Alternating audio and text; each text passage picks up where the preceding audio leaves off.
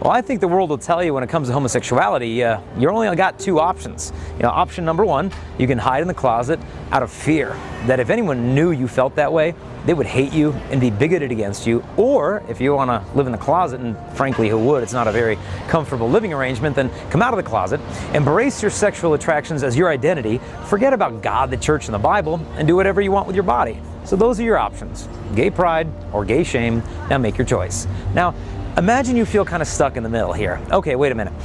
I don't really want to reject God, but I mean, gay shame? Is that my only option? Shame? I mean, why should I feel ashamed of an attraction I never chose? It's not like I woke up, it's like, oh, it's Tuesday, I think I'll be attracted to this person today. No, you don't choose your attractions, just your behavior, so why should you feel shame at something you never chose? Will people hate you for having these feelings?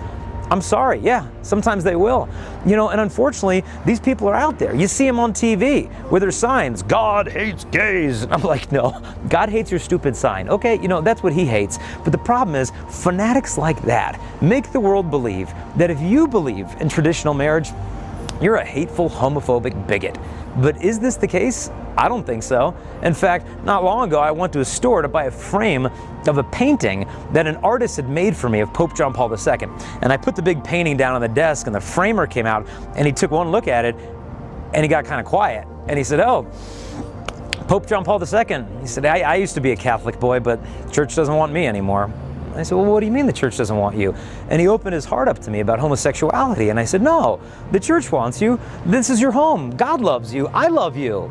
He's like, what church do you go to? And I told him, oh, it's St. Mary's. You should come with me to Mass sometime with my family. And we had a wonderful conversation. A couple weeks later, I came back and I saw him there. Hey, how you doing? And he said, you remembered my name? And I said, yeah, how you been? And we had a fantastic conversation. And about 10 minutes into it, his eyes started to turn a little red and moist. And he said, can I hug you? And I said, absolutely. He came up behind the counter around to me, just gave me this huge hug. It was just a beautiful moment. And I think that he was so touched because he knew I loved him. And I loved him enough to tell him the truth, that your sexual attractions are not your identity. That if I define myself by my sexual attractions, I don't know, my life's going to get real confusing real fast. Because if I'm attracted to a woman who's not my wife, is that my identity? If I drive by a pornographic billboard and I think she's pretty, is that my identity? No. The world is telling us that, if you experience this feeling, that's who you are. There's all these different identities you can have. But the fact is, the Catholic Church doesn't think there's 58 different types of people in the world. Well, there's gay persons and lesbian persons, bisexual persons, transgender persons, and so on. Now, the Church is not going to deny that some people have certain experiences, inclinations, and attractions. But what the Church affirms is that a person is a rational being. And what that means is there's really only three kinds of persons. There's divine persons, Father, Son, and Holy Spirit. There's angelic persons, the holy angels, and the fallen angels, the demons. And then there's human persons, made male and female in the image and likeness of God. And so if you're a human who has homosexual attractions, you know what kind of person you are? You're a son of God or you're a daughter of God. That is the deepest truth about your identity. And you might think, well, that's nice and everything, but what does that mean on a day-to-day basis? I basically either have to obey the church and live a life of loneliness and desolation, or disregard the church and face damnation? Are these my only two options? Damnation or desolation? Well, thankfully, those aren't the only two choices. In fact, it might sound surprising, but the church is not telling anybody that they can't love. In fact, I would argue that the Catholic Church is just about one of the only institutions on earth that's actually challenging us all to truly love. But the fact is, I think our idea of love often needs to be redeemed. Look at what Pope John Paul II had to say about love. We must not forget that love for a human being must also contain certain elements of struggle. Struggle for the beloved human being and his or her true good. The difficulty is the world tells us that sex equals love. And if you can't have sex, then you're not really loving. But the fact is, sometimes abstinence is a tremendous expression of sacrificial love. This is hard to see, though, because our world is so hypersexualized. I mean, think about it. You turn on the TV, every product, every car, every piece of gum, this deodorant, everything becomes sexualized. And it's just gotten ridiculous. I was at a store and I saw a magazine there. It was like a craftsmanship, woodworking magazine, carpentry, and it said on the cover that inside were the blueprints for sexy shutters. And I'm like, oh, come on. I mean, is this what we've come to, sexy shudders? I mean, could you imagine if you were at home and one of your friends came over and he came in your kitchen and he said, wow, you have some really sexy shutters in your kitchen. You'd be like, wow, like you're a really weird friend. But this is the culture that we live in. Products are sexualized. Our friendships are over-sexualized. If you're a guy and you really like hanging out with another guy and you really enjoy being in his company, people are like, hey, you kind of have a little bromance going on over there? No, we're not. This is a healthy masculine friendship. And the same is happening in other places. Well, girls hanging out with a lot of girls. Well, you seem to spend a lot of time with her. I mean, you really seem to be drawn to her. Are you having like a girl crush over there? And what people don't understand is that you might not have heard this before, but you're supposed to be attracted to members of the same sex. You heard that correctly, because God made them very good. And there's so much about us that's attractive. Your wit, your humor, your personality, even your beauty is supposed to be attractive. And not every attraction is sexual. In fact, I knew a guy who lived a very actively promiscuous gay lifestyle. And after years of this, he said, you know what I realized after all this time? He said, I realized I wasn't homosexual. He said, I realized I was homo-emotional.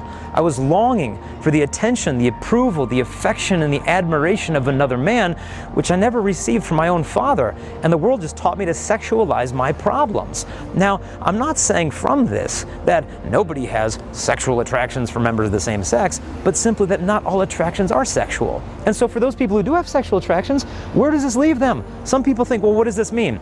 I can't love? We can't get married? I mean, what, does the church hate us? Is the church bigoted against us? I mean, what about, marriage equality?